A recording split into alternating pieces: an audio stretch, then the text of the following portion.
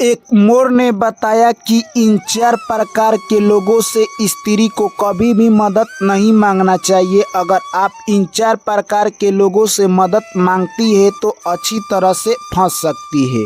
जी हाँ दोस्तों, हमारे समाज में वो कौन से 4 प्रकार के लोग हैं जिनसे महिलाएं अगर मदद मांगती है तो उनके साथ धोखा हो सकता है, यानी कहे तो वो अच्छी तरह से किसी जाल में फंस सकती है। जो भी मेरे माता बहन इस कहानी को सुन रही है, इस कहानी को पूरा सुनना, क्योंकि यह कहानी आपको संदेश देकर जाएगी कि हमें किन किन लोगों से मदद नहीं मांगना चाहिए, चाहे हम कितनी भी मुसीबत में क्यों ना फंस जाएं। क्योंकि दोस्तों अक्सर देखा गया है कि इंसान किसी मुसीबत में फंसता है तो वो कुछ देर के बाद बाहर आ जाता है, परंतु को वो किसी चुंगल व्यक्ति के जाल में फंसता है तो वहाँ से निकलना मुश्किल हो जाता है। चलिए कहानी को शुरू करते हैं। एक जंगल में एक मोर और मोरनी रहा करते थे।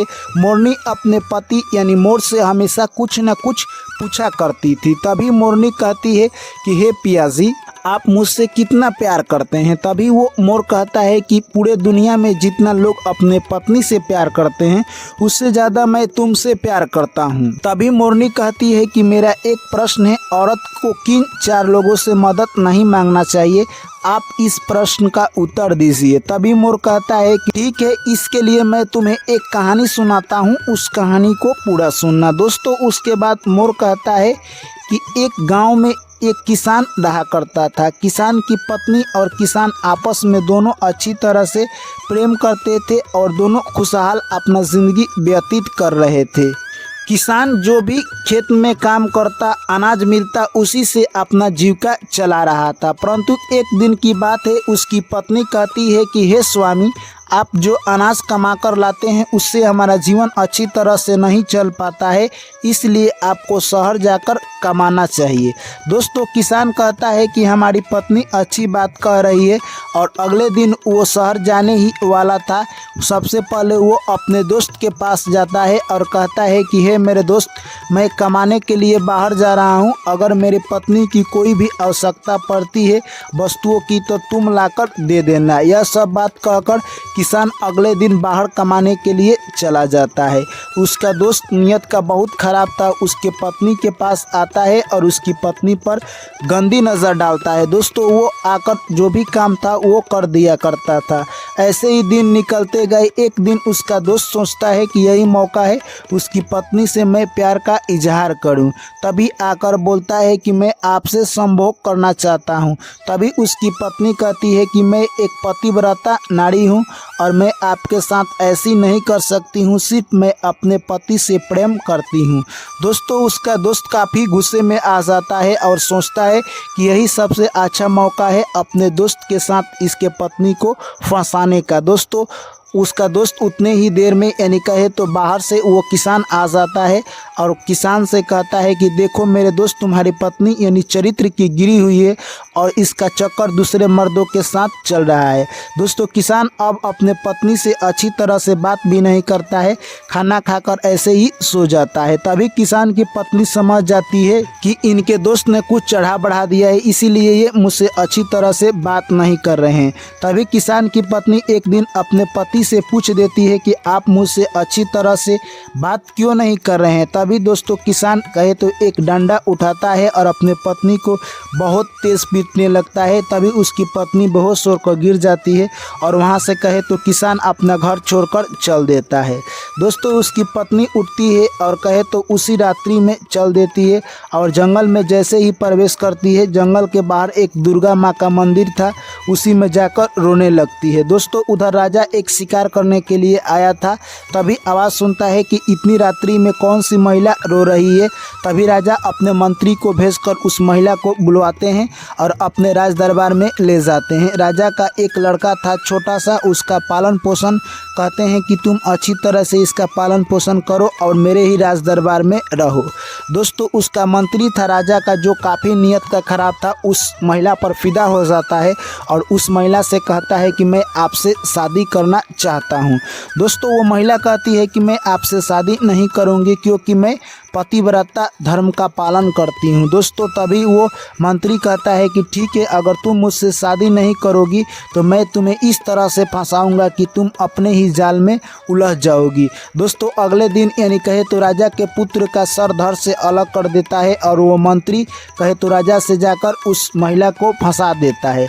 तभी राजा आते हैं और कहते हैं कि हे मूर्ख महिला, तूने मेरे पुत्र को क्यों मारा। दोस्तों वो कुछ नहीं बोलती है क्योंकि उसने उसके पुत्र को नहीं मारा था। तभी राजा कहते हैं कि तुम इसी वक्त इस राज्य से निकल जाओ और जाओ अपने घर। दोस्तों वहाँ से महिला कहे तो काफ़ी उदास थी और वो चल देती है।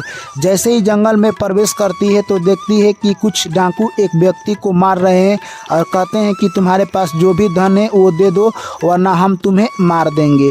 महिला दोस्तों वहाँ पर पहुँचती है और कहती है कि इस व्यक्ति के आप लोग छोड़ देते हैं तो मैं इसके बदले में 100 स्वर्ण मुद्राएं तुम लोगों को दूंगी।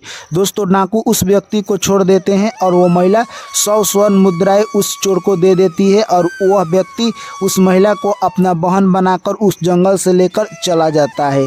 दोस्तों जैसे ही वो जंगल से बाहर जाते हैं नदी किनारे, तभी वो नदी पार करने वाले थे, तभी वो व्यक्ति कहता है कि हे बहन तुम मेरे साथ मेरे घर चलो, और उस महिला को वो व्यक्ति लेकर नाव पर बैठ जाता है और जाने लगता है।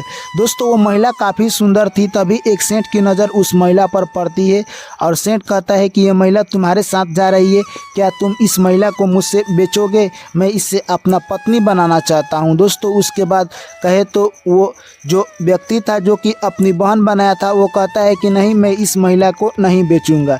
तभी वो सेठ कहता है इसके बदले मैं तुम्हें 200 स्वर्ण मुद्राएं दूंगा। यह सब बात देखकर उस व्यक्ति के मन में लालच आ जाती है और कहे तो दोस्तों उस महिला को बेच देता है और अगले टप्पू पर उतरकर वो अपने घर चला जाता है। दोस्तों जैसे ही वो घर चला जाता है तभी वो सेठ कहता है कि तुम अब मेरी पत्नी बनोगी क्योंकि तुम्हारा जो भाई था वो बेचकर अपने घर चला गया है। दोस्तों महिला काफ़ी दुखी हो जाती है क्योंकि उसके ऊपर पहले से ही दुखों का पहाड़ टूटा हुआ था और भगवान को याद करने लगती है।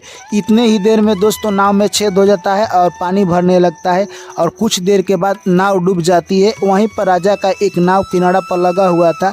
राजा के सैनिक आकर उस नाव में जो भी व्यक्ति थे उनको बचाते, तब तक सारे व्यक्तियों की मृत्यु हो चुकी थी। वो महिला ही सिर्फ जीवित थी। उस महिला को निकालकर राजा अपने घर ले जाते हैं और कहते हैं कि मैं तुमसे शादी करना चाहता हूँ, क्या तुम मेरे साथ शादी करोगी?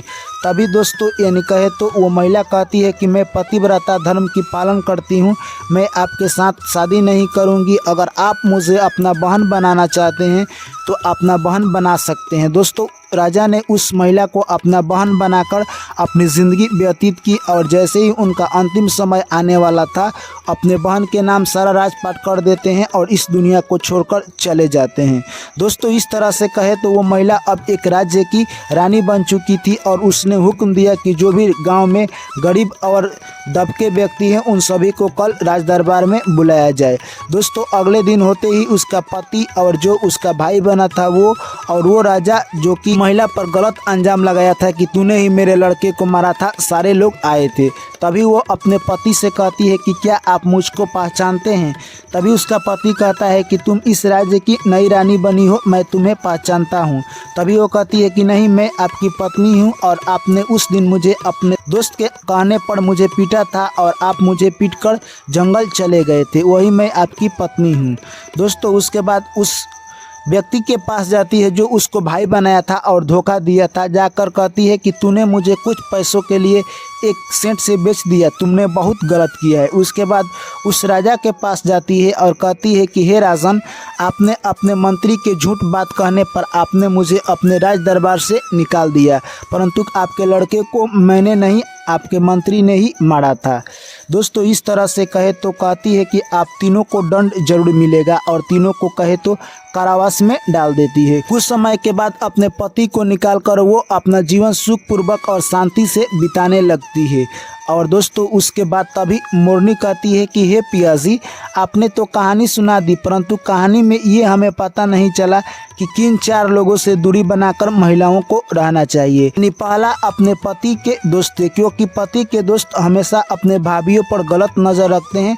95% ऐसे व्यक्ति होते हैं जो कि अपने भाभीियों पर गलत नज़र रखते हैं, इसलिए अपने पति के दोस्त पर कभी भी उतना विश्वास ना करें। दूसरा, अनजान व्यक्ति पर, अगर आप अनजान व्यक्ति पर भरोसा करते हैं तो आपको धोखा मिल सकता है। जिस तरह से वो महिला किसी अनजान व्यक्ति के साथ अपनी बहन का रिश्ता बनाई, परंतु वो व्यक्ति उसे बेचकर निकल गया। तीसरा, अज्ञानी व्यक्ति के साथ कभी भी दोस्ती नहीं करना चाहिए। जो अज्ञानी व्यक्ति है उसको कुछ पता ही नहीं है, वो आपके साथ धोखा कर सकता है। और चौथा, यानी कहे तो धूर्त लोगों के साथ कभी भी मित्रता नहीं करना चाहिए और उनसे हेल्प की मदद नहीं मांगना चाहिए। जिस तरह से राजा का मंत्री काफ़ी धूर्त था और उस महिला को फंसाना चाहता था, परंतु उसे ही दंड मिल गया। तो इन 4 प्रकार के लोगों से जो भी महिलाएं मदद मांगती है वो अच्छी तरह से फंस जाती है। कभी भी इन 4 लोगों से मदद ना मांगे। तभी वो मोरनी कहती है कि हे पियाजी, आपने इन 4 बातों को बताकर मुझे, यानी जो भी अज्ञान था उसको दूर कर दिया। अब मैं इन 4 लोगों से दूरी बनाकर रखूंगी। तो दोस्तों ये कहानी यहीं पर समाप्त होता है। आपको कहानी कैसी लगी कमेंट करके ज़रूर बताएं। वीडियो अच्छी लगी है तो वीडियो को लाइक करें, दोस्तों के साथ शेयर करें और चैनल को जरूर सब्सक्राइब करें। आप लोगों से पुनः मुलाकात होगी एक नई कहानी में। तब तक आप लोग मुझे दीजिए इजाज़त। सभी साथियों को मेरा प्यार भरा नमस्कार। जय श्री कृष्ण। राधे राधे।